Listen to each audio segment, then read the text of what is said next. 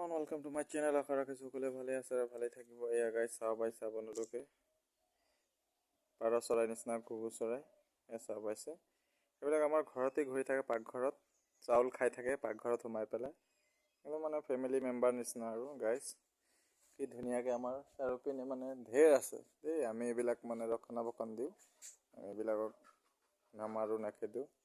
চাউল খাই থাকে, কিবা দানা পৰি থাকে, পাকঘৰত সোমাই পেলাই চাউল পৰি থাকিলে আজি গোটেই দিন চাউল খালে, চাহ পাইছে। আৰু আমাৰ গোটেই বাৰীখনতে এইবিলাক চৰাই আছে, বুজিছে গাইজ। চ' খুব এটা ভাল লাগে যেতিয়া সিহঁতে এনেকৈ আহে, উৰি থাকে, দানা খাই থাকে। চ' আমাৰ ডালচেনি গছতো আছে আৰু আশে পাশে চব গছত, অমিতা গছতো অমিতা খায়।